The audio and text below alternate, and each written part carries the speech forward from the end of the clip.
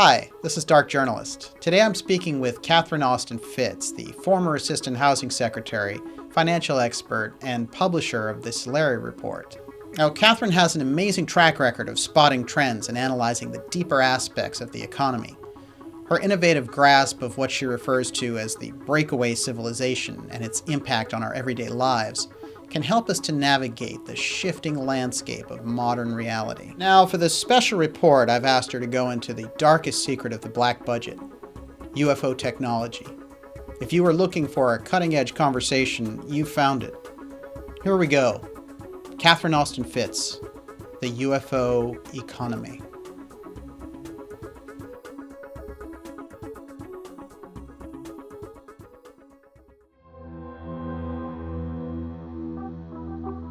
If you look hard enough, here's the reality. If we want to understand the economy, we have to ask and try and answer the question, what in the world are the UFOs? Because when you've got $100 trillion of hardware flying around the planet, that is pertinent to what's happening to the manufacturing base of the planet. This is something we need to look at. We need to bring transparency to the black budget. We need to bring transparency to the UFO phenomena. I'm a little bit from the Winston Churchill school. Tell the people.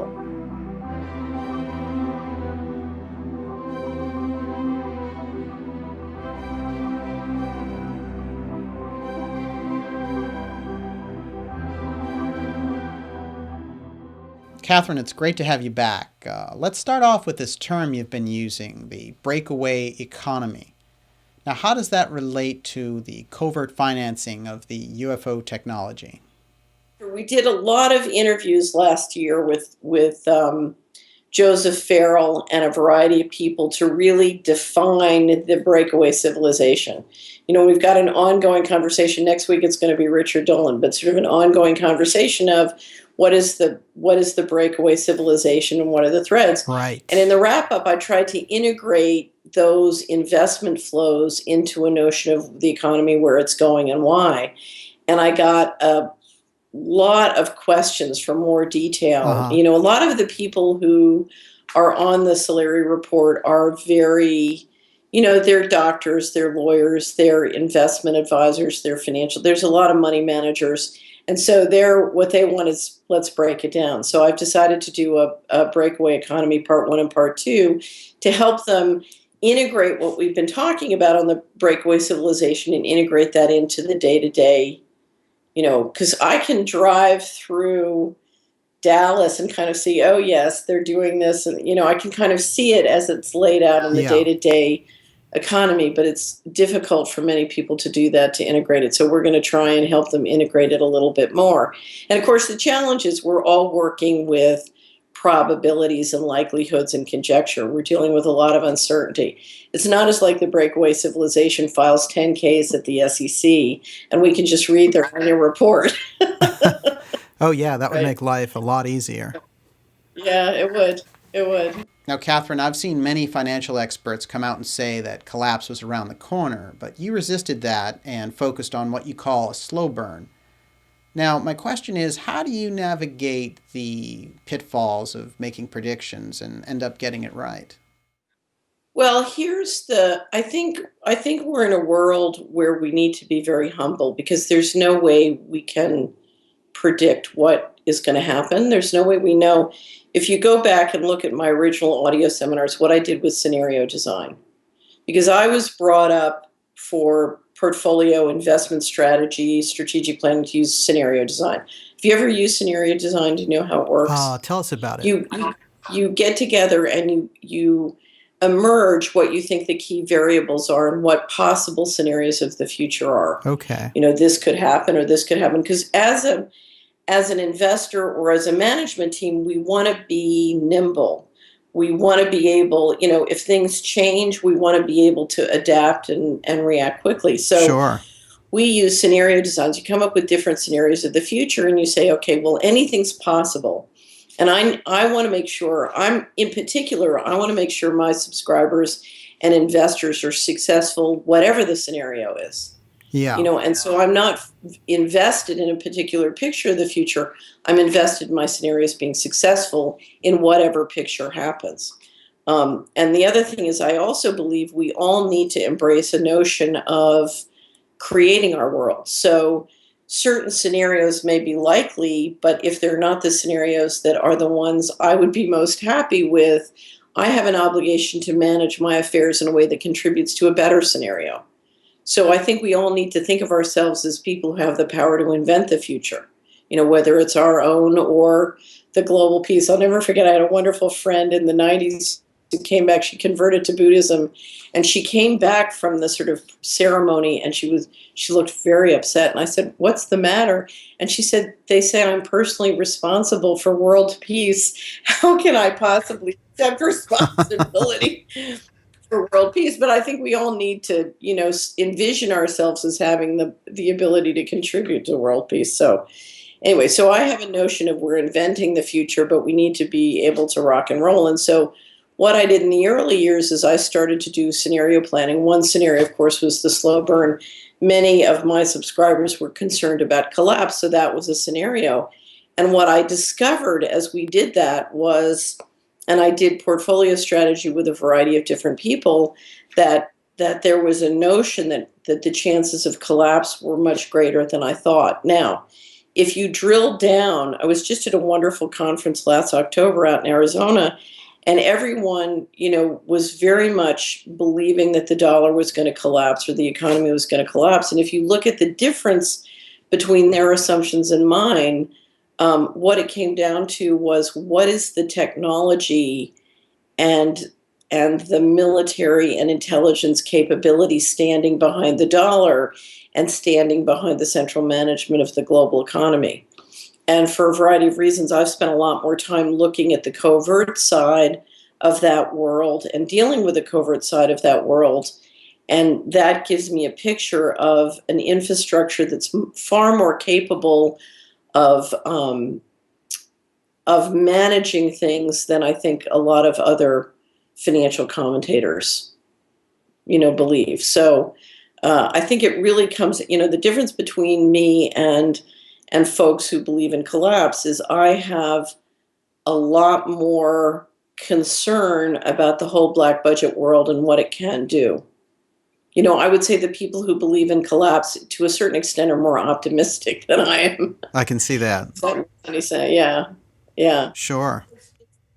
It's funny. Some of my favorite financial commentators have said to me, well, why do you believe it's going to slow burn? You can't possibly slow burn. Why do you believe it's going to slow burn? And I'll start to explain. And they say, I don't want to talk about that. That's too depressing and too upsetting. If I go there, it will destroy my ability to have faith and get up in the morning and what. So I'll say, fine, And so there's in the financial world, there's a ethic that you don't look at certain parts of the world. You don't look at certain parts of the balance sheet. They don't want to go there. The reality is I didn't want to go there either. I got forced dragging and screaming in the 90s. So against my will, I went there. Now that I've been there, I see a lot about the control methods that I think is pertinent to how the economy is managed. Uh-huh. So suffice it to say, if you look hard enough, here's the reality. If we want to understand the economy, we have to ask and try and answer the question, what in the world are the UFOs? Because when you've got $100 trillion of hardware flying around the planet, that is pertinent to what's happening to the manufacturing base of the planet. Well, it's definitely true. Right. Well, it's interesting that you say that, because I made some notes after going over the most recent Solari reports, and I wrote down the UFO economy ? And so that's basically what we're talking about here, which is a UFO economy, right?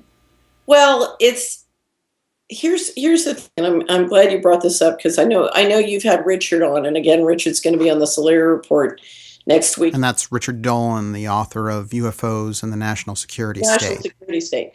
Well, that's the best book in terms of describing the mechanisms put in place after World War II to create a far expanded infrastructure for what I call the black budget. Uh-huh. So you literally see the federal credit engineered in a way that can generate trillions and trillions of dollars for an infrastructure of private corporations and investors to control the most powerful technology in the world. And to try and figure out what that technology is to go down a rabbit hole full of very squiggly information about, Right. what is and is not true. But suffice it to say, that a tremendous amount of that money has gone into very high technology weaponry and certainly an investment in space and space travel.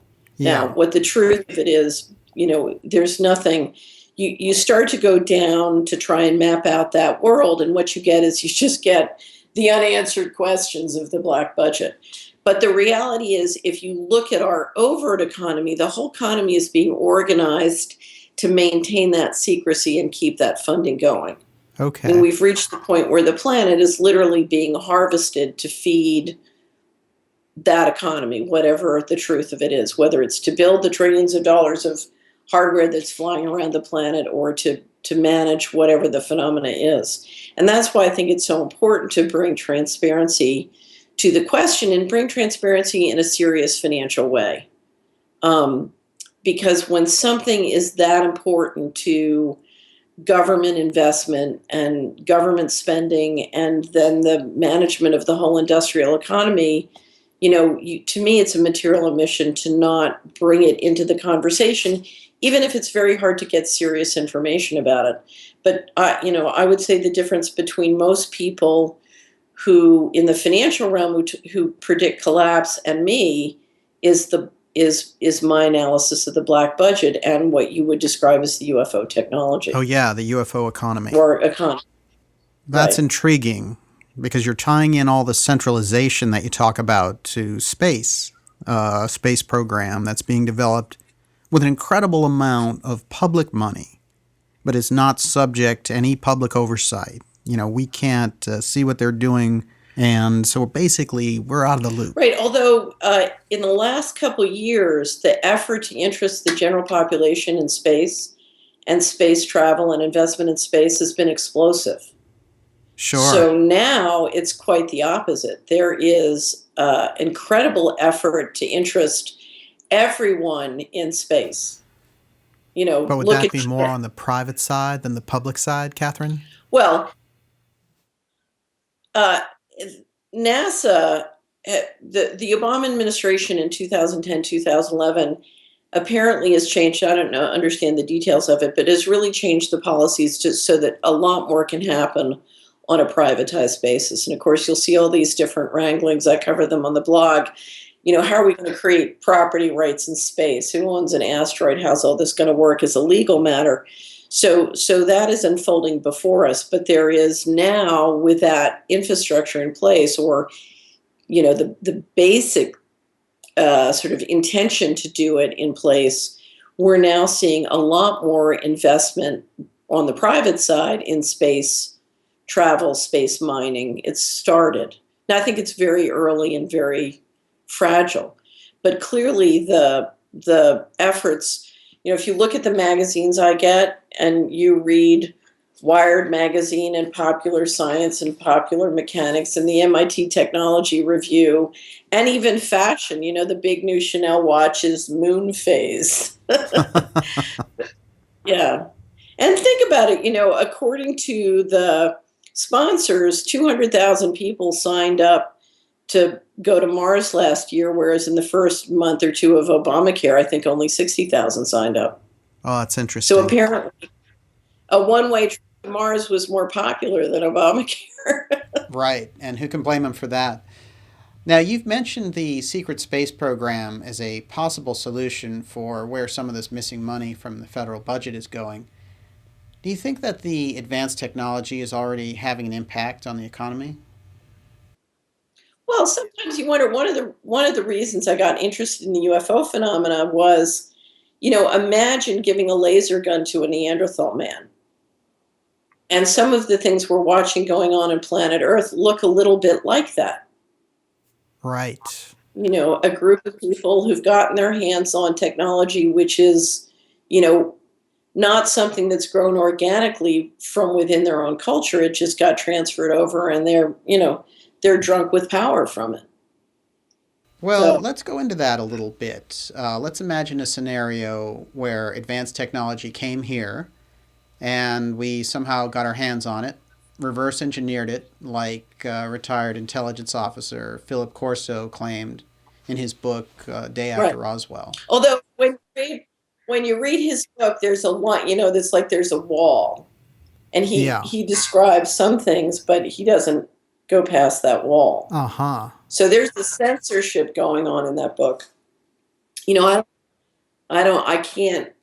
It's like everything else in this area. I can't judge if it's true or not, but clearly there's a wall in the middle of that book. Well, he was on the national security teams of Eisenhower and JFK, and he said that the study of recovered UFO technology was done through the Foreign Technology Office, where he was in charge Right.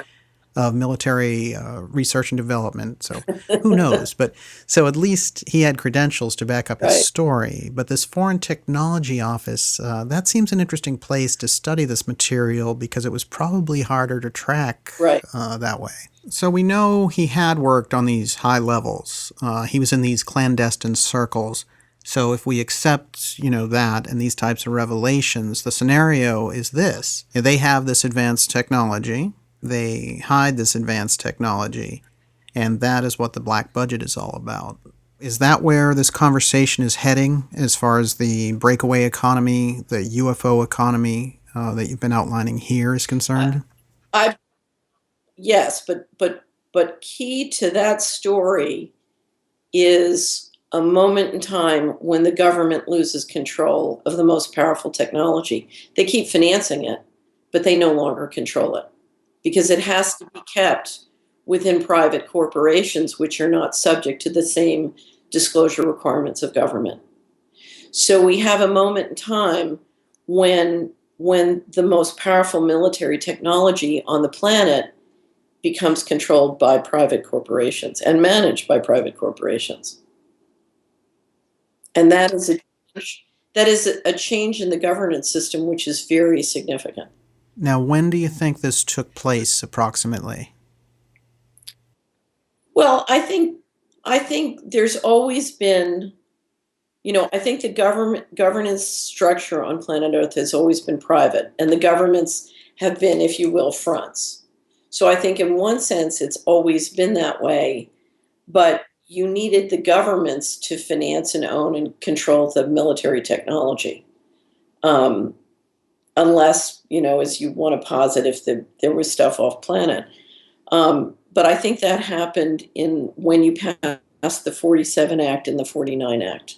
And once the money started to flow pursuant, you had the 47 Act and the 49 Act and those provisions plus the Exchange Stabilization Fund.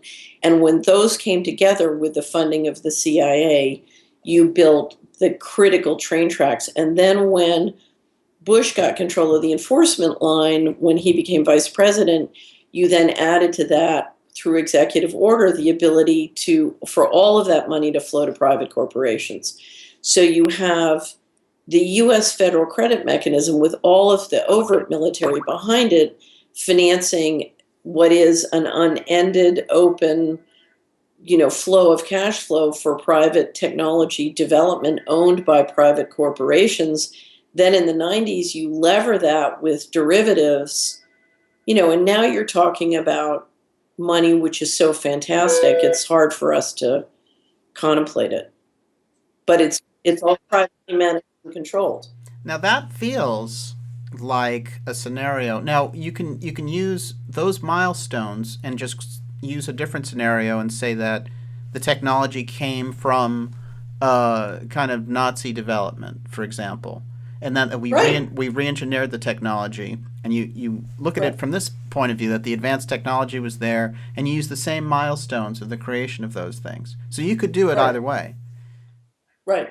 So if the major changes took place with the national security acts you mentioned, and then Bush took over the covert side in the 80s, and after that we got derivatives, Where are we now in this whole process?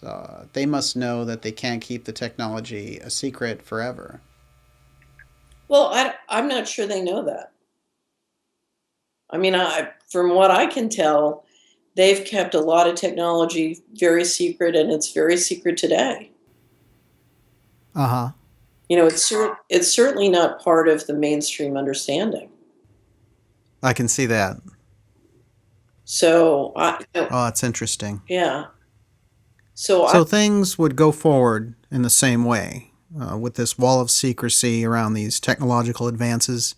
They would continue to develop these things, and the gulf grows bigger, with the breakaway civilization operating with different science, right, different medicine, different technology. And then here we are, going along as we're allowed right, to go along. right. That's pretty much where you think we are. It's I don't know. We have a breakaway civilization. They have they have shifted. My estimate from 1990 on is they have shifted over $40 trillion out of North America, out of the existing systems in North America into something else. And that is, you're talking about an amount of money on a scale which is enormous. And the question is, how much of that is designed for investment off planet, and how much of that is designed to, assert control of governance of the entire Earth versus how much is going to be used to re-engineer North America's economy. I don't know. It's unfolding. We're watching it. Clearly, I think there is an effort underway to re-engineer North America economy. There has been a real effort to assert a global governance system through the G7 and G20, where that seems to be much more. I think they're running into a lot more saltwater taffy on the ground than they were hoping to. So I think they're kind of bogged in the mud globally, and re-engineering in North America. But what their goal is, to me, very much depends on what are the phenomena they're dealing with. And that's what we don't know. What is the phenomena? What is the UFO phenomena, and are they trying to manage that, or are they just, is that just their operations? Well, based on your own research and reading, when you consider the thousands of UFO cases that have been reported, do you think the phenomenon is an off world intelligence, or, in your opinion, could it be we're looking at an advanced human civilization flying these things around, and their technology is so ahead of us that we assume it must be alien in origin? Well, I I don't see how the industrial infrastructure of the planet can produce that much hardware unless you want to posit there's another human civilization inside the middle of the planet. So you have people posit all these theories of where that industrial infrastructure might be on the planet. So to me, you come down to a production question. How can you build and produce that much hardware with that technology without one of us seeing it or noticing it? So, Yeah. I don't see a way mechanically you can produce that much stuff without it being in the center of the earth or on the moon. Now, the reality is you'll get these various people positing that the Nazis, left and went to the moon or left and went to the middle of the earth. I don't know. So, but I've spent my whole life where these topics are ones where if you try and consider them, you're treated with great derision, particularly if you're in the financial community. And what I'm saying, having studied the economy and the impact of the black budget, is we got to look at it, because I can't, as a group of soccer mothers cannot get together, back Tony Soprano dealing drugs in their neighborhood, because James Bond will come down on their head. Because, the harvesting of my household or my community is what's financing the black budget. And so we've reached the point where we can't rebuild the economy without looking at the black budget and saying, what's this all about? So my pitch is not that I understand it. My pitch is we got to talk about it. And that's why I was so grateful for Richard Dolan's new book, because I think it's the first book that I can give to someone who consumes mainstream news and doesn't want to know about this topic and say, look, read this, we need to deal with it. Now, what's interesting is I live in the middle of the country, and what I've found is people on the ground are much more open to this conversation. It's the people who are on the payroll and are trying to be good that don't want to talk about it. But on the ground, everybody is like, I'm ready to deal with this. Well, I think it's important that you're talking about it, because a lot of people who listen to you for advice or borrow a number of your original concepts, as we've seen many financial experts who adopt so much of the research that you do, for them it may be an eye-opening thing to think, hey, here's this woman who has her finger on the economic pulse with her analysis, and she's talking about this edgy issue and saying it's important, and relating it to markets and political budget outlays and other related things like that. Maybe I should be taking a serious look at this also. Right. There was a story about Paul Hellyer. You're familiar with him, the former defense minister of Canada during the 1970s. And he came out and said that he was completely convinced by reports that he was being given about UFOs during that time, that there were off-world intelligences visiting, and that they had advanced technology. So that is a pretty major disclosure, I'd say. I mean, we've had some people of his ilk come out before and say similar things, but he's had that high-level experience, so there is that. Here's the funny thing. I've always felt very lucky, because when I first started to dig in and try and understand what was going on at a deeper level in the economy, particularly on the covert side, I had a tool that really helped me navigate. And that tool was that, any operation is subject to the mathematics of time and money. So, I would be able to pick up a book and read it and say, this is bunk. It's not true, because the time and money didn't work.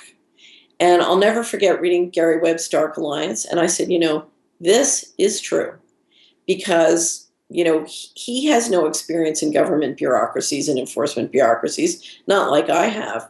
And, there's no way he could make this impeccable unless it was true. It's true. Now, the challenge I've always had when you talk about the UFO phenomena is it does not lend itself to the mathematics of this world. So the tool I have to know whether something makes sense or not, it doesn't work, which is why I always feel uncomfortable talking about it, because, I'm not on solid ground. The other thing to know is that the amount of disinformation in this whole topic area is off the charts. It's just off the charts. And the danger that bad guys would use it and misuse it is also off the charts. So you have someone like Carol Rosen who said, Werner von Braun said we were going to use this, to basically, promote more centralization, et cetera, et cetera.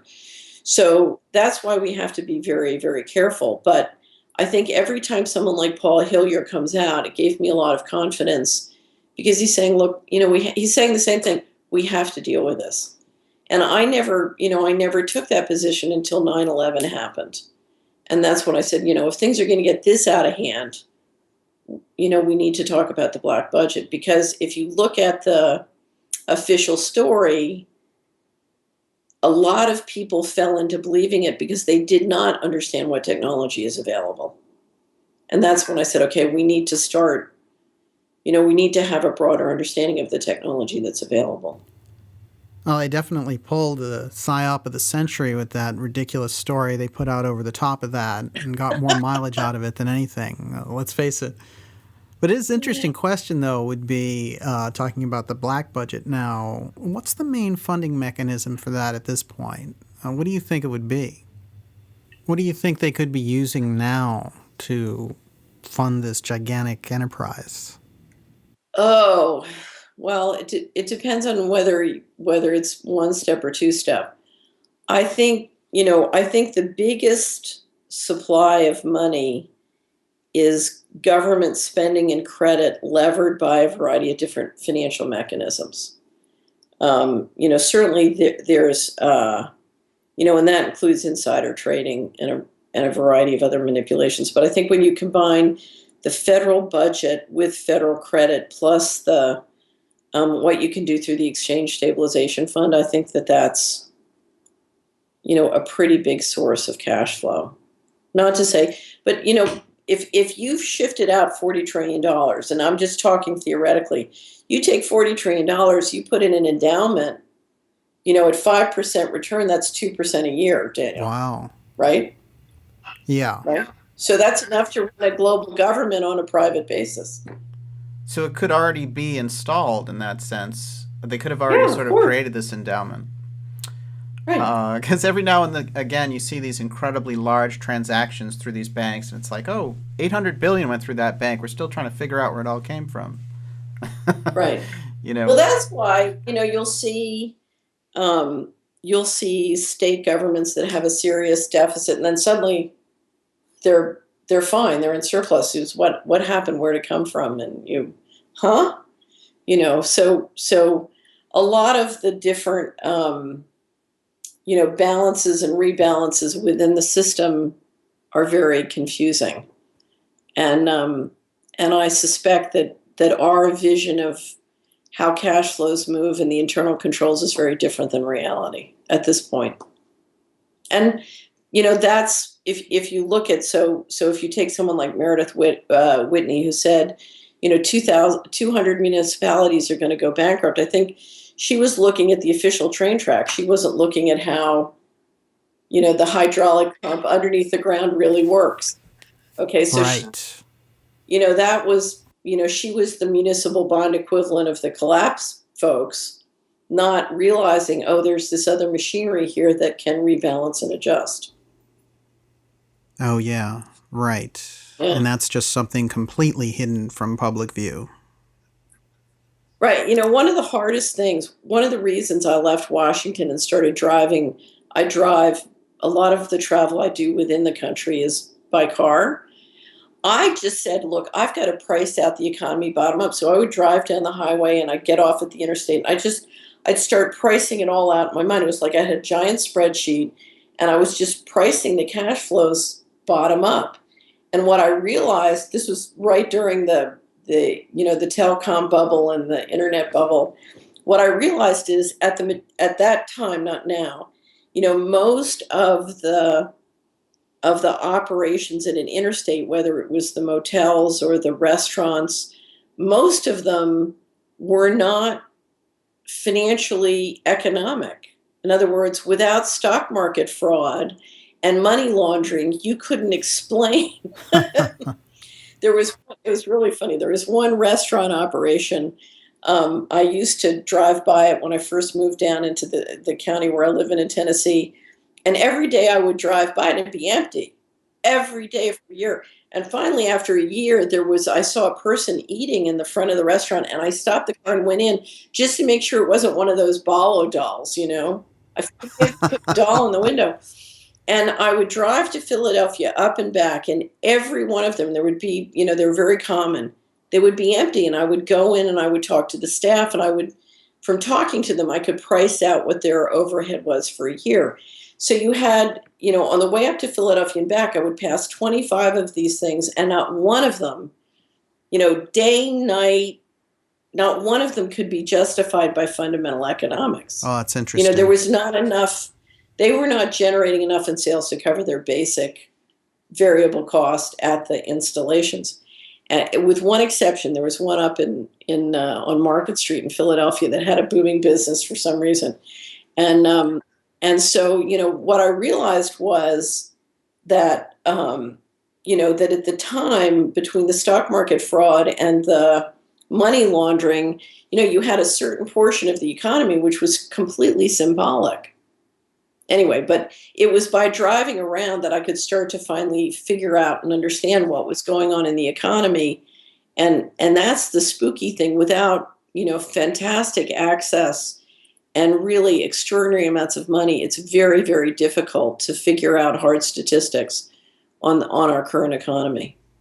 So did you come to the conclusion that this establishment business chain was a money laundering front for the black budget? Um, I'm assuming that it was probably laundering money. Have you ever read Black Money by Michael Thomas? Yes, you recommended that one and Trading with the Enemy, and they're both great. Bill Hamilton, who used to run Inslaw, who's litigated with the federal government over the theft of his software. When I first called him to talk to him about Promise Software, he said, "If you read Black Money by Michael Thomas?" I said, "No." He said, "Read it and call me back," and he hangs up. And it's a primer in, it's sort of beach reading fiction, but it's a primer in how the Promise software worked. And if you want to understand the history of, complete NSA surveillance, you need to go back and study Promise software and sort of the evolution. It's very interesting. But in the book, it takes, I think it was a pizza chain, and it explains how a retail restaurant can be used to launder vast amounts of money. It's quite funny. And the story is told in 1989 and kind of explains some of the Iran-Contra fraud. But, it's a good primer to understand how some of that may work. So I don't know what this particular restaurant chain was up to, but all I can tell you is if you were a small business running a restaurant trying to compete with, it's very hard running a small restaurant based on real economics to compete with somebody who doesn't have to cover their overhead. That's a tough one. Oh, right. Yeah. Well, that's really a great example of how we're in this era where nothing is exactly what it seems to be. So some of our basic assumptions, especially when it comes to the power structure on the planet, are just distorted in a number of ways. And that's certainly something that comes up over and over again. We all grew up with this sort of image of, Leave It to Beaver made the world seem simple, understandable, and nice. You're a little young for Leave It to Beaver, but but we all have this picture of, it's kind of, we understand it, it's okay. And once you start to leave that picture and dig into all the kind of mysterious things that have been going on in this planet since the beginning of time, and I don't know, but in my life, I'll go for a certain period, and then some completely inexplicable phenomena will happen. Right. And I'll decide, well, it just keeps getting weirder. So please put this over in the category of weirdness I can't explain. Well, it's refreshing, actually, to admit when you're not sure. I can appreciate that. I mean, aren't we surrounded by so-called experts who tell us they know exactly what's happening all the time? And when you check the record, though, they don't have a clue. Like these economic predictions we were talking about earlier, it just doesn't hold up. If you think you understand what's going on in this planet, you've got a serious problem. Exactly. Because I spend my life seeking out the people who really have tried to figure it out, and they will all tell you they don't know. Now I'm sure there's some insiders at the top who probably have it. There's some folks at the CIA. Did I ever tell you that story about the people who came to visit me from the CIA at Hamilton Securities? Oh, yeah. I want the full story on that. This is really funny. You have to go for it. Before. There was a group who were doing strategic planning at the CIA, and so one of them was very enthralled with what we were doing at Hamilton with the systems and scenario planning, and so he brought a group over, and one of them walked in, and she was just gunning for me. You could just tell she was ready to hate me. And so I made my presentation about how I thought we could, it was all about how can you refinance a community with private equity, bringing in systems and create far more equity value and lower the cost of government, all this other stuff. And she looked at me with disgust and she said, "You know what your problem is?" I said, "No." And she said, "You have no idea where evil comes from." Wow. And then I said, "Well, I'm ready to be educated." And she wouldn't say more. That's genuinely creepy. So apparently she and some of the folks at CIA know, but they're not talking. You've dealt with this national security group who wanted to recruit you to observe the possibility of the UFO phenomenon. They were associated with the Navy? You've mentioned their unusual invitation, and I often wonder where that would have gone. But can you go into that story of this group a little bit? Well, what happened was I was approached by a group who said that they were doing a study for the Navy, and would I help? It's a long story. I'll make it short. And I went. The Undersecretary of the Navy came over to my lunch for brunch, my house for brunch with his wife, and we talked. And then I went to a series of meetings at these different think tanks where there was a whole group of retired generals and admirals. Everybody was very lovely. And then I was right in the middle of the litigation, so I was pretty preoccupied elsewhere. But and this is in the late '90s, and so finally, after a couple meetings, I said, "Look, I'm a very performance-oriented person. It's not clear to me what the goal of this is. I don't want to just wander around and talk to generals. What are we trying to produce here? What's the bottom line? I need to know what the executive summary says because I want to perform. If I'm going to be involved in this, it needs to be excellent. So what's our goal here?"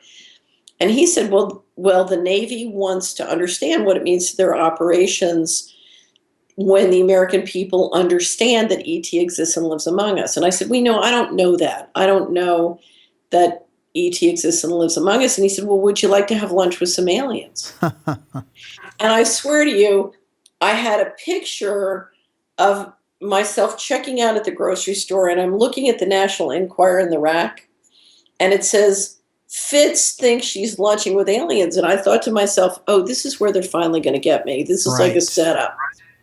This is definitely a setup. And I said, I'm dealing with too much risk right now to be seen lunching with aliens. So are there some books I can read? So I read and read and read, and I couldn't make any sense of it because my tool of pricing out the operations and the money didn't work. So I just kind of threw up my hands.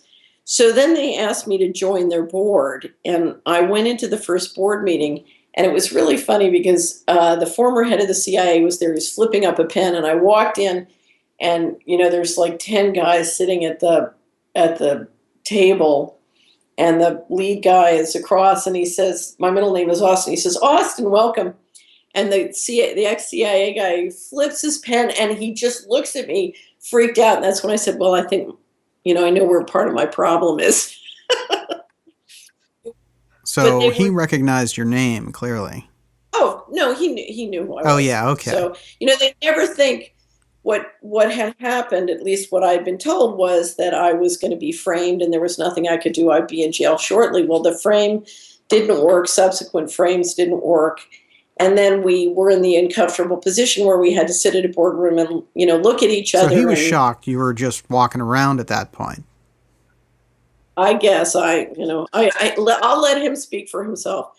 So anyway, but all I can tell you is it appeared to be an extremely uncomfortable. Of course, I said to him, well, Jim, how are you? It's so good to see you. Anyway, so they were talking about whether or not they should do a white paper about ET existing and living among us. And there's been various debates about what really happened at that meeting, but I won't bore you with it. But anyway, I later. Well, that's interesting, actually. I know they tried to deny it, but there was no way to do it because you had the minutes from the meetings, right? Well, I finally got so frustrated. I said, look, I'm going to, I just published the board meeting. I kept sending messages back. If you keep pushing this, I'll publish the board meeting. Now, in fairness to them, and, my apology to them, if you're on a board, you don't share information like that. And I never would have, except we're talking about a secret which is being financed with extraordinary amounts of money by the American people, and it's putting people's lives at risk. Particularly at 9/11, I said, okay, my moral obligation to keep my mouth shut is now not as painful as my moral obligation to warn people, there's something going on and we need to discuss it. Now, to this day, I've always told people when you're in a room and you're discussing a deep, dark secret, there's a powerful resonation in the room. There was no powerful resonation in the room that day. So for all I know, they were setting me up. I don't know. Right. I can't explain what happened, but yeah. But here's the takeaway is not to torture them because, again, I think that they were, but they're reasonably. There are a lot of good people stuck in the system. There are good people trying to struggle in the system. So I don't, I don't want to make their life more difficult. My message from the story is this is something we need to look at. We Yes. need to bring transparency to the black budget. We need to bring transparency to the UFO phenomena. I'm a little bit from the Winston Churchill school, tell the people. So to me, whatever is going on, we need to tell the people because we need their help. It's interesting that you mentioned Churchill in World War II. I think someone could definitely draw a parallel between, the rise of Nazism in the 1930s and some of the centralization and surveillance that we see going on today. Right. I think that is one of the tough things for people to wrap their head around, which is that this kind of thing could happen now. I mean, whatever we're dealing with now, it's a Nazi, we are dealing with a Nazi phenomena. We are dealing with, it's what John Rappaport said, it's like concentration camps, but it's hotels. We are dealing with the Nazi model, whether it's coming from space or I don't know where it's coming from, but we are facing, let's face it, they called it the Department of Homeland Security. That's right. Is that subtle? I don't think that's subtle. Yeah. Well, and you've talked also about how they have integrated back in the day. Of course, we know they integrated a lot of that Nazi intelligence apparatus, and it sort of became part of the culture, whether it's at NASA or in the intelligence agency. So there is that element that's in there anyway, as we know. So it's not only are they acting like that, but they actually have a lineage, in a sense, is what I mean by that. Well, here's the thing. I look at it more deeply than that, because one of the reasons I wanted you to read Trading with the Enemy is, there was a metastructure financing both sides. Yes. So if you keep going upstairs, you go up to it's kind of if you've ever seen Kubrick's movie Eyes Wide Shut. Oh, yeah. Yeah. That's a great movie. American are sort of reporting up to this Eyes Wide Shut crowd. Sure. So I think that model of humans are expendable is coming from there. Right. Yeah. I see what you mean. And so you're saying this, when you talk about the Anglo-American alliance, they are, right. It's not so much that they are kind of the evil group that's repressing everything. It's that they're all in competition for this top spot, in a sense. And the top spot is reporting back to some other group, apparently. Well, actually, let me make it broader. Because, great questions. The answer, of course, is I don't know. Right. But what we have in the developed world is we have a whole world of people, a whole society that's living on a non-sustainable basis and is perfectly happy for people outside the developed world to die so that they can continue to live on a non-sustainable basis. Okay? And that's not just our leadership. That is every one of us. That's what the Red Button story was all about. Okay? So the question we all have to ask ourselves is, why are we behaving that way? And how do we change the model so that we can all exist on this planet in a human way that is sustainable? Okay? Okay. And now, if I was the leadership, would I believe that there's a way to get from here to there? And if I didn't believe there was a way to get from here to there, would I simply just depopulate? Would I consider that to be the moral thing?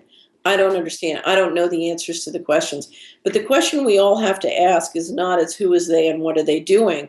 The question we have to ask is, how do all of us get to a sustainable model that's a global model? Because it's not going to work that some of us, live richly and everybody else starves to death, which is, what the average American was happy doing, right? Yeah. So, and of course, subsumed in that question is, to live sustainably on this planet, we're going to have to introduce lots of new technology. Now, how are we going to introduce that technology and do it in a way where we all behave? Because we're talking about very powerful technology. And I'll tell you one thing about the leadership. They don't trust the average person on planet Earth to behave. There's a real cycle of disrespect, and there's a real fear between the leadership and the average person. So you might say that the kind of elite leadership don't think that it's possible to act ethically and win, in a sense, and thrive. I don't think they think that. I think they know that. Uh-huh. I mean, here's the reality: an ethical leader will will never be supported by the crowd, or has rarely been supported by the crowd, because an ethical leader is going to have to stand against an unethical leader. And if I'm an unethical leader and I have the power to kill and reward richly, I can almost always take out the ethical leader. So if you're a leader and you don't want to die, or be destroyed by the unethical, you've got to outwit the unethical. Do you see what I mean? You're in a prisoner's dilemma here. Right. So the question for all of us is, can we emerge a culture and a society where ethical leadership can truly be sustained? A very significant part, not all, but a very significant part of the population will always support the unethical leader for a relatively small amount of compensation, particularly if they believe the unethical leader can kill with impunity. A lot of this comes down to who can kill with impunity. But I've been very surprised, not at the speed at which most people will sell out, but at the low price. I have to say that in my experience, the average person does not understand their own equity value and the equity value of their community. Well, it seems like something that will be necessary if we're going to evolve the model of power in our world today would be for people to become more and more aware of their individual value and less susceptible to manipulation by the power structure. I think that's what you're saying. And I really include the media in that too. So at that point, the leadership may look at the public and say, hey, we really have to deal with them to stay in power. Well, to me, if you want to read the most hopeful book about where real solutions lie, read Robert Axelrod's book, The Evolution of Cooperation. Okay. It's a tiny little book. He's an economist up at Michigan, absolutely brilliant guy. But what he talks about is the power of the human race to shun somebody who's behaving in unethical ways if they can see it. Uh-huh. And that's why I keep coming back to transparency. Transparency, whatever we do, we need evolutionary solutions. We need lots of prototyping. This is going to be a very organic process. And that can only happen where you bring sufficient transparency for those things to start to happen. So what Axelrod talks about is the importance of being able to shun a dirty player, that the ethical player will always win where the crowd can see the dirty player and shun the dirty player. If they can't see the dirty player, then the ethical player has a terrible handicap. Yeah, that's an excellent point, actually. It's really true that these CEOs and corporate honchos like to portray themselves as doing all this wonderful stuff for charity, and they're not content to be seen as, thugs and robber barons that they are. It's so funny. You steal the money. You invade people's. So you build a software tool that invades computers, gives the NSA a trapdoor. You make a huge amount of money. Then you run around the world saying you're a philanthropist.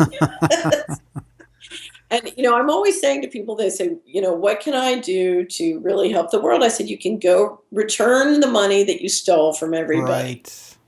So just, restore the harm. Just return the money to the people you stole it from. Oh, well, no, I can't do that.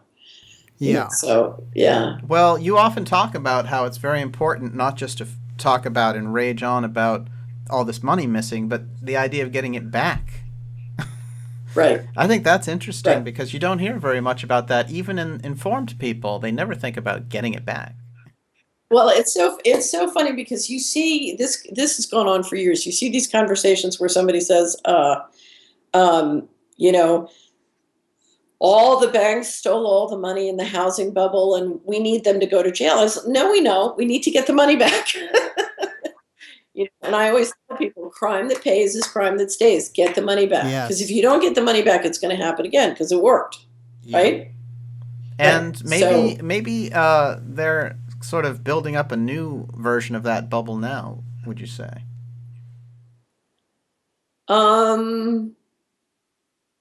Well, I think it's a little bit more complicated now. We're nowhere near close to the bubble that could be engineered next. If you look at what's possible for the next bubble, I think it's much bigger than than where we are now. But Yeah. Well, yeah, this is yeah, intriguing. that's a much longer conversation. I want to know. Yeah, I knew you're going to come back around on that one, so I'll wait. I'll wait till part two.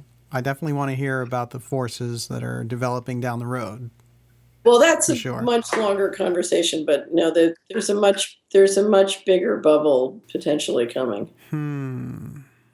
One of the things I wanted to ask you about is what kind of a year you see that we have coming up. Now, we've already started off with some tension in the Ukraine and Russia.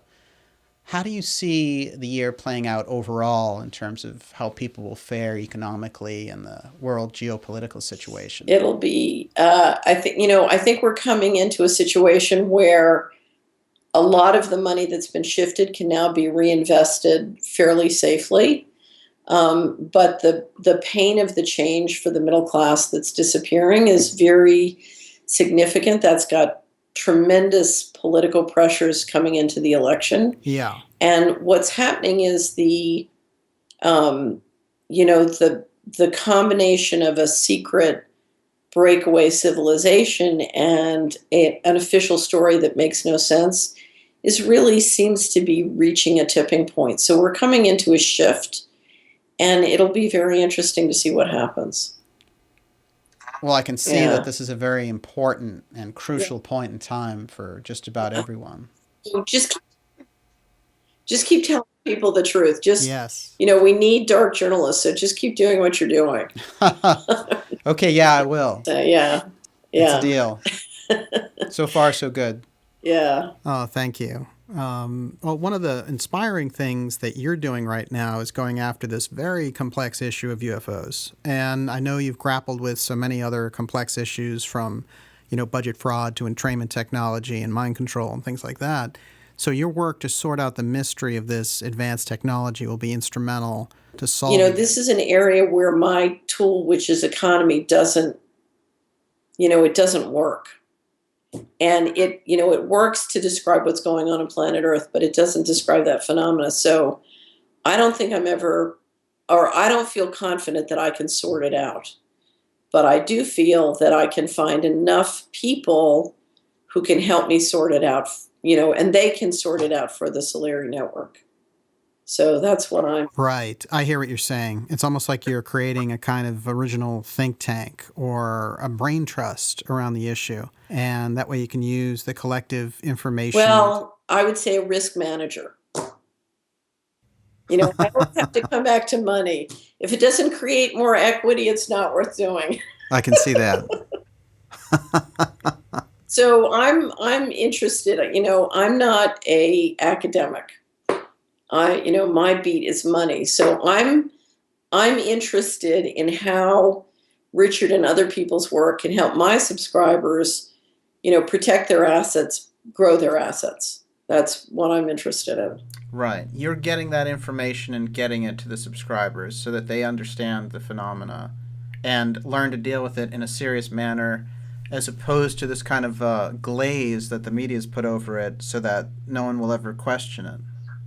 What I want them to understand is, what does it mean to when they get up on Monday morning, whether it's the business they're building or the school that they're going to or the education they're getting, how does it relate to their investment of time and money over the next week? Oh, right. Okay, so I'll give you a stupid little example. If you look at the discussions I've been having with Dolan and Farrell on the Solari report, it says, no, the 3D thing is not just a fashion. It's not just a blip. It's something serious. You need to learn it, and here's why. Yeah. So there are thousands of those. Once you get into all of the UFOs issues, there are thousands of little practical implications it has for your day-to-day life. Or, my son is watching this crazy movie, They Live. I shouldn't be bothered. No, you should be bothered. You want to watch that. Right. Well, that movie is loaded with hidden meaning. It's a total classic. Now, I know it's on the Solari list, and I've seen it so many times now because it's so interesting how they work this deep message inside of a kind of a sci-fi format. And all along, you start questioning, who's really running the planet and the layers of symbolism in that with the economic crisis and the police state guys and all that. Oh, that's right. That's right. Well, if you look at what's happening in the economy, one of the things that's doing the most harm to the economy is you're doing terrible harm to people. You're harming them physically, you're harming them psychologically. I mean, you're whether it's the food supply, the fluoride in the water, the vaccines, everything. You're doing thousands and thousands of things that are harming the people. And the way you build a great economy is one human being at a time.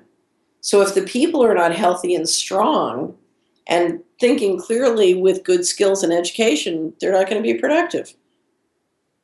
So how can we possibly be building the economy if we're systematically doing things that destroy the humans? Well, it's definitely true. So this economy definitely has a big they live problem. Yeah. Yeah.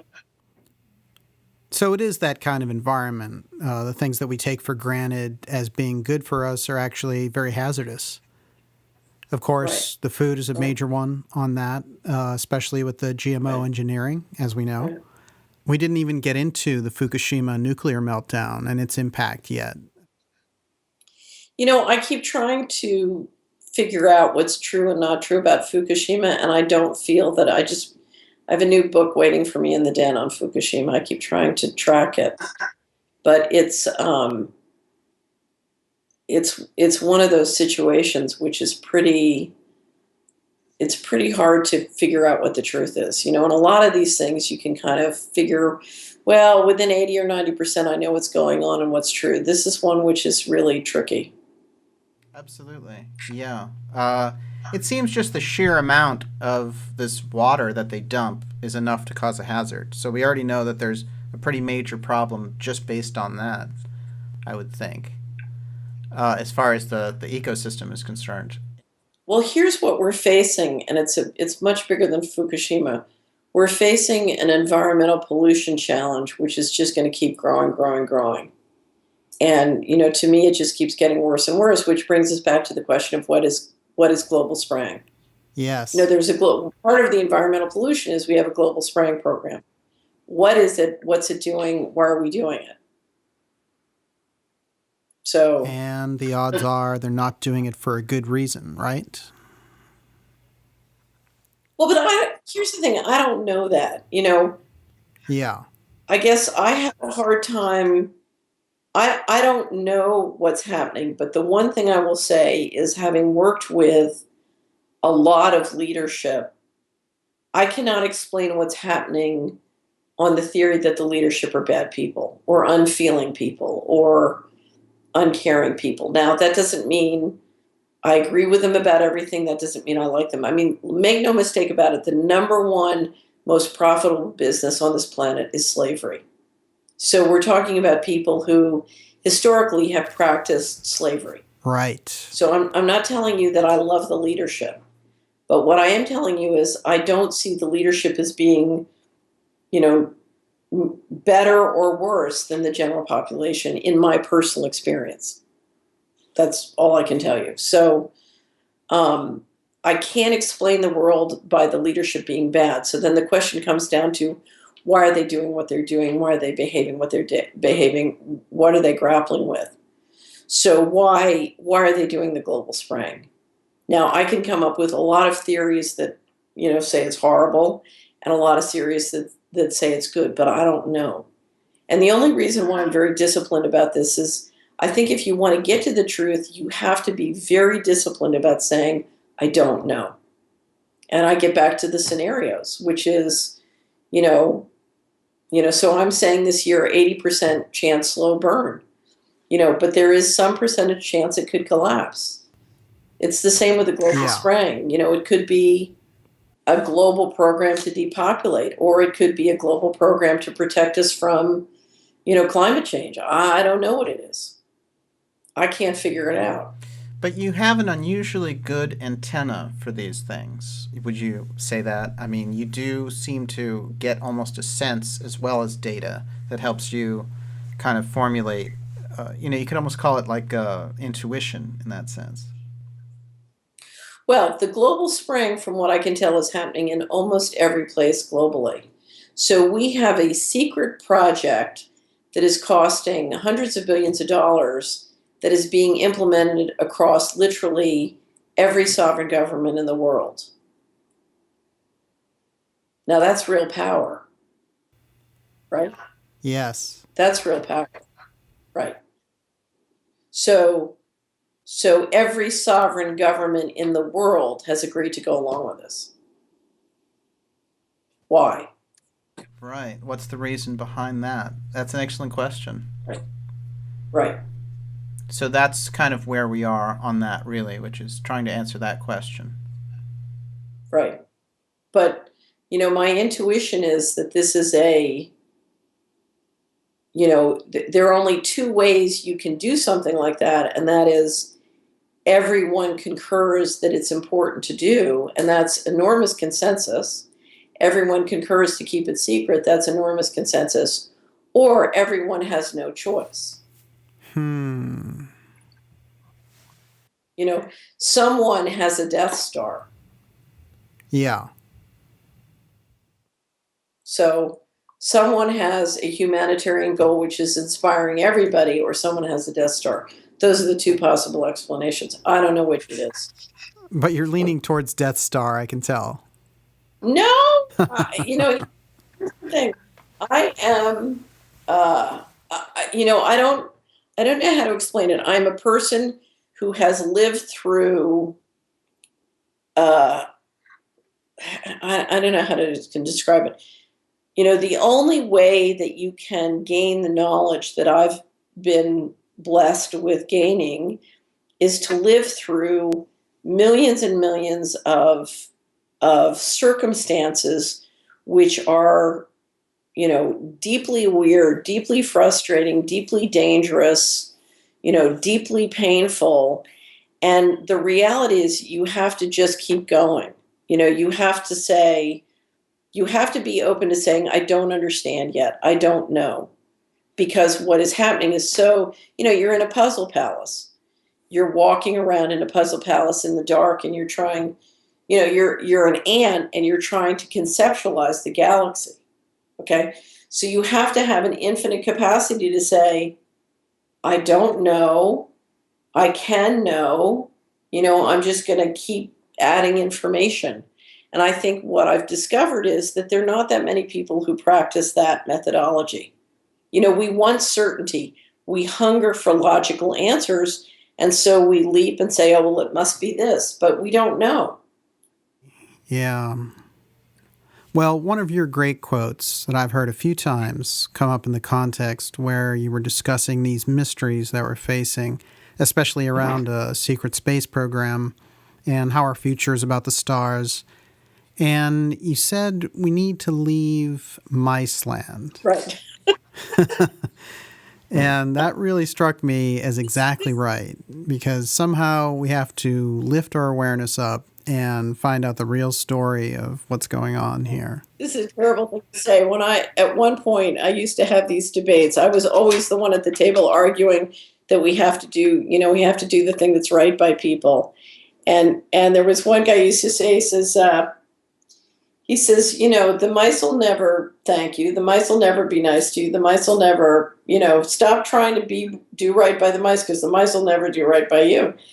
And, it used to really irritate me. And then when I started to sort of live and travel in the general population, one of the things I discovered was that there was no understanding of how the leadership worked, how the governance system worked, how the money worked, that there was an enormous gap between the general population's understanding of how the machinery works and how the machinery really works. And, there's a tendency to look at things in the world that you travel with. So if you're down in a small community dealing with the budget at the fire station, then you're looking at the world from that point of view. You're not looking at the world from the point of view as having to, manage all the federal credit on the planet, blah, blah, blah. And so I've always wanted to be a person who could look at it from both point of view and go back and forth. But, what I discovered was with the general dumbing down and what's been happening on TV and sort of in entertainment, you really are developing this culture of people who think very, very short term and very, very small. So there's a group of us who refer to it as mice land. Yeah. We have to get out of mice land, because if each one of us is going to take responsibility for world peace, we're going to have to leave mice land. We're going to have to look at it from the other guy's point of view. And we're going to have to think a little bit longer term than just, what's in it for me today.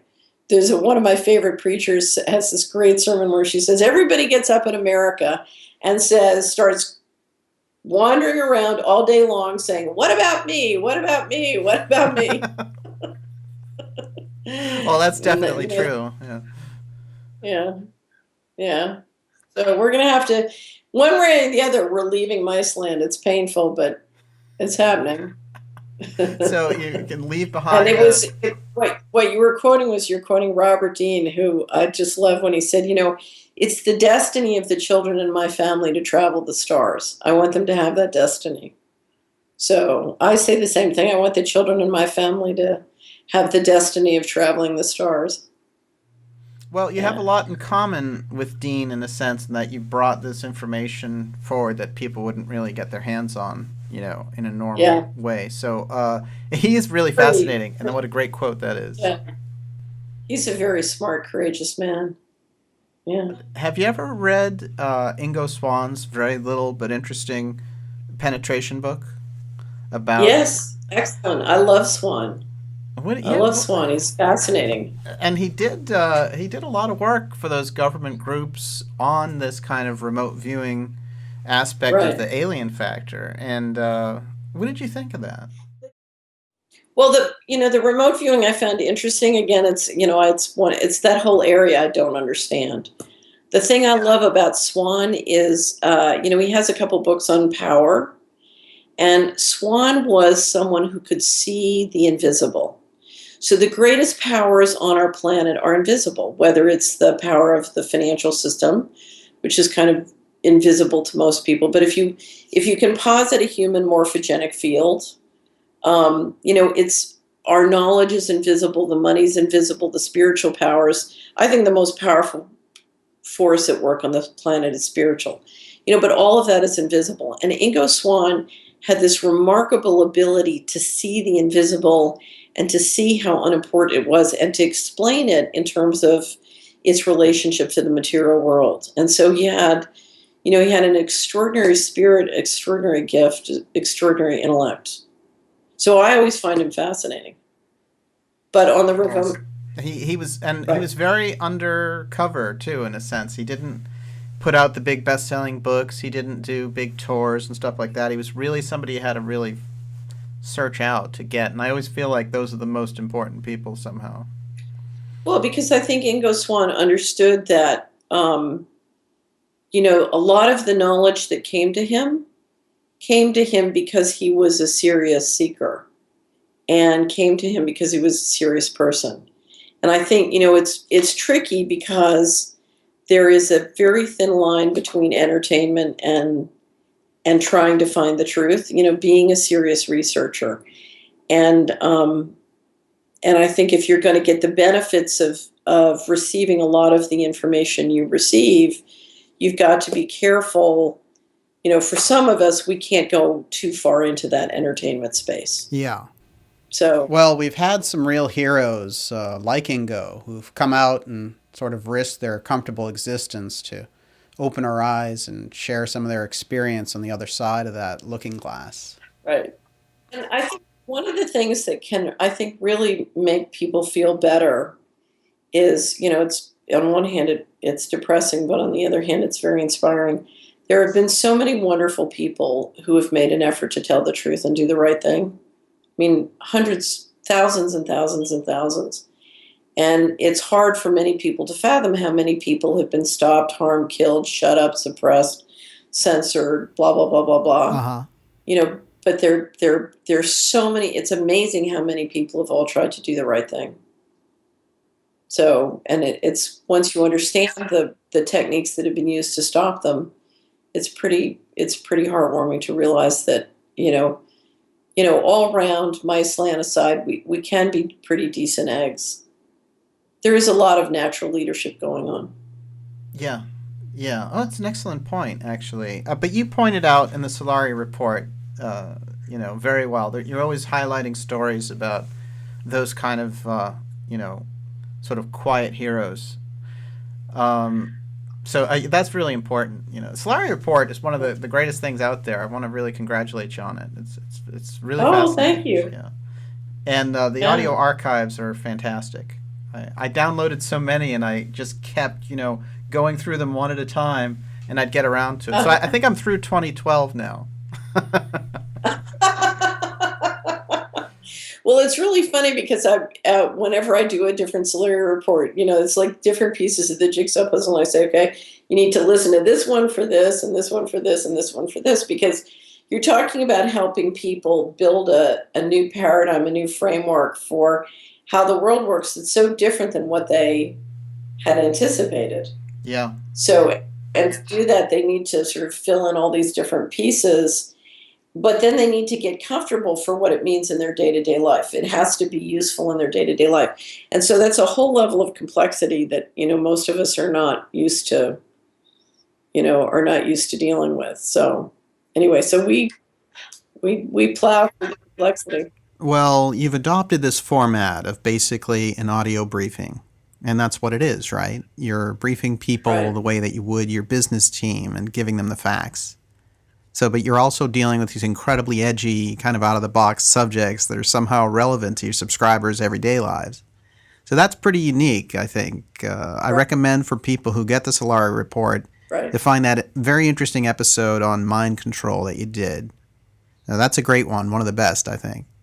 It's certainly one of your more compelling presentations, I'd say, for sure. Well, it's funny because I was talking with Richard about that. When I wanted to do one on mind control, I did it a long time ago, and I sort of looked at all the books and all the authors, and finally I said, no, I'm going to have to do one myself. I'm just going to have to do a briefing and say, read this, read this, read this.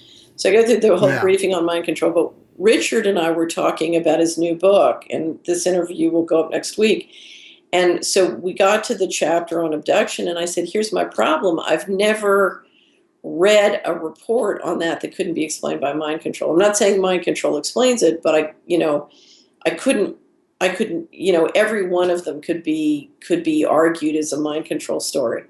And so that's when I said to everybody, okay, you got to go into the archives and go listen to one on mind control.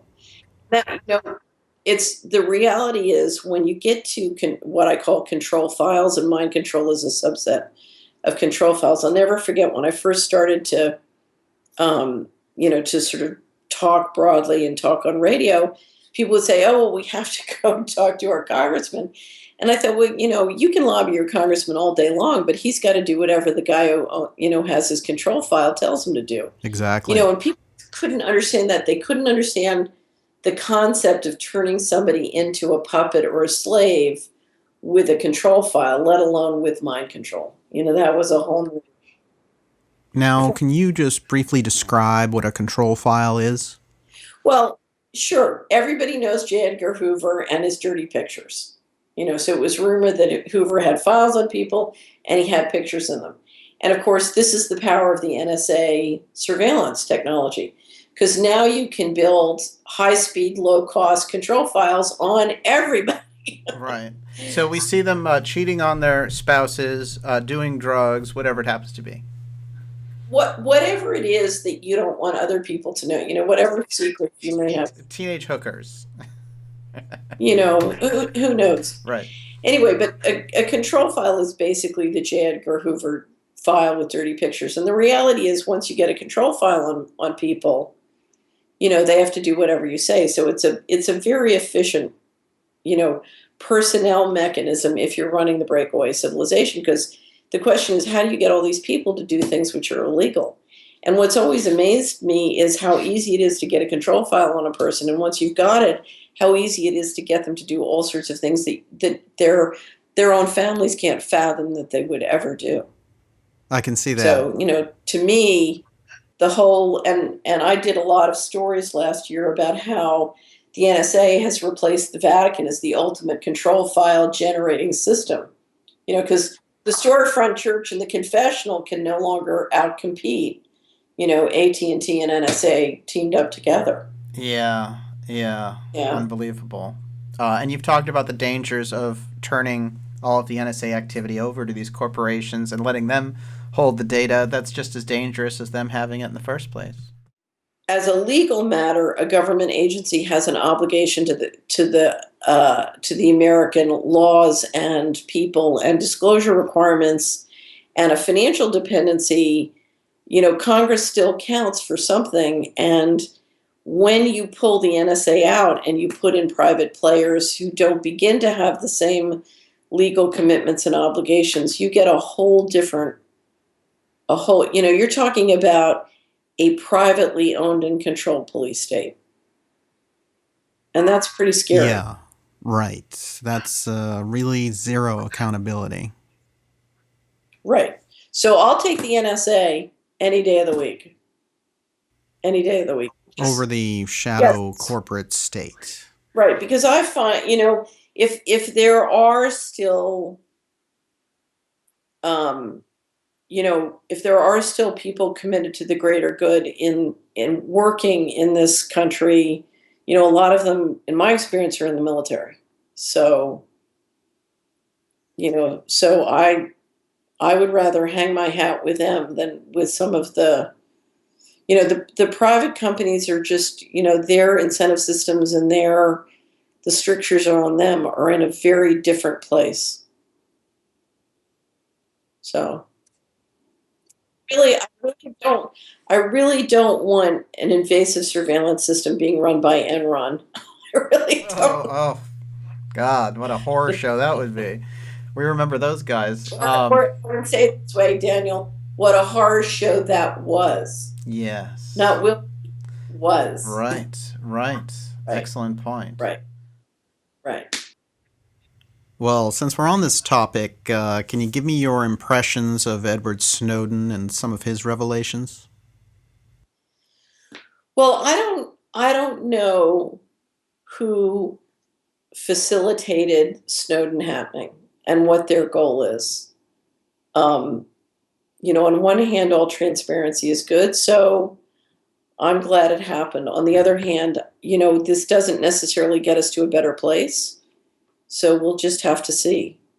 I think that, certainly we've had quite a global education on the dangers presented by this kind of technology. And it may take us a century more. There's a wonderful book called The Master Switch that talks about how we introduce new information technology for a brief period. There's a renaissance where everybody loves it and starts to use it, and then it gets consolidated in for a tighter control, and it keeps happening. And we keep using it ultimately to centralize. So renaissance, more centralization. And I think the question as a society, can we evolve as a culture to the point where we can have this kind of powerful technology? All we've managed to do is entice everybody on it and then use it for a whole new form of invasive warfare. If you look at what every business in America now spends on just keeping junk mail and spam out, it's very frustrating. Oh, unbelievable. Right. So our culture cannot yet handle the tools. Now, how we're going to get there, if they think they're going to put all of our cars, if they're going to make our cars self-driving, and we all drive around on the internet while the Russian mob can hack in and run us off the road, I mean, how is this supposed to work? Good point. Excellent point. Yeah. Well, you've brought up the dangers of all the driverless car stuff and how that can put us all at risk. So it's more like a control grid than a convenience. It was really funny because I used to have, when the litigation started, I had a black Corvette named Fred. And at one point, seriously, I was driving, it was, right at the beginning when this physical surveillance was really bad. And I was driving, believe it or not, past Quantico in Virginia, and I got double teamed by a truck and a car trying to pincer me and run me off the road. Unbelievable. And yeah, no, they were a team. And luckily, I mean, at the time, Fred could do 0 to 60 in 5.8. What was it, 3.4? I don't know. He was very fast. So I was lucky because I saw it coming, and I got out. And I'm a very, I used to race cars. So, it was not a problem. But if they could have hacked into the computer and hacked my car, I'm sure I can't imagine what could have happened. Yeah. That's a fantastic point, actually. So it might be time to become a classic car connoisseur. Oh, I know a whole bunch of people who have old cars with no chips in it just for that reason. They're scared. I can see why. Yeah. Well, that is a terrifying story of being run off the road like that. I don't think you told me that one before. But you've been through a few close calls like that and somehow lived to tell about it. It's really amazing. Something, I just find it miraculous that I'm alive. No, but I will tell you, I've had the most miraculous experiences, and I've just decided, I really do believe that there's such a thing as spiritual protection. And while we serve our purpose, we enjoy it. And when it's time to go, we go. So, oh, yeah. I've just, I've made friends with death. Yeah. Yeah, I can see that. Well, you're spreading all this incredible information to people, and giving them a knowledge base to improve their lives. So as far as fulfilling your purpose, you're certainly doing that quite well. Well, I just, I don't want to live. This gets back to my old thing of the popsicle index. Yeah. I don't want to live on a planet which is this inhumane. And so I want to do everything I can to contribute to it converting to a humane, place. I really do. I'm a Christian, and I really believe that it is our obligation to bring heaven to earth, and it can be done. We're just trying to figure out how to do it. And, I think whatever's going on planet Earth, we have free will. And we have to decide, do we want to be free or not? It's really funny. Someone told me when I was in the worst part of the whole process of the litigation that there's a game where you write down all your possessions, each possession on a piece of paper. And then you go through this large mansion, and in every room you have to give up a piece of paper. And so you come down to the last room, and you've got 2 pieces of paper, and that's how you decide what's most important in this world. Uh-huh. And I feel like I went through a process where I came down to my life or my freedom. And I said, I'll take freedom. And it's very interesting because when that first happened to me, I was sure I was dead. I was sure there was no chance. But what's interesting is when you make those choices, suddenly something shifts and the universe starts helping you. It's quite remarkable. We have to. So I really, whatever it is, it's encoded in the software that we have free will. We have to make those choices. But we're all going to have to decide which is more important, our life or our freedom. And it's going to, for each one of us, I think it's going to come down to that. Well, that is challenging for sure. For me, it's freedom. Oh, I can see that. Actually, at some point it will probably come down to that for every one of us. Right. We're all going to be tested. Nobody gets out alive. Well, that either sounds like The Doors or the Bible. I can't figure out which one, but it's good. No, actually, it's the old New Hampshire license plate: live free or die. Oh, right. Exactly. Yeah. Right. Words to live by.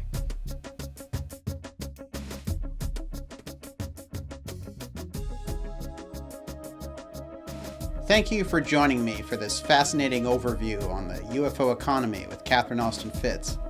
You can find more special reports and interviews at youtube.com/darkjournalist.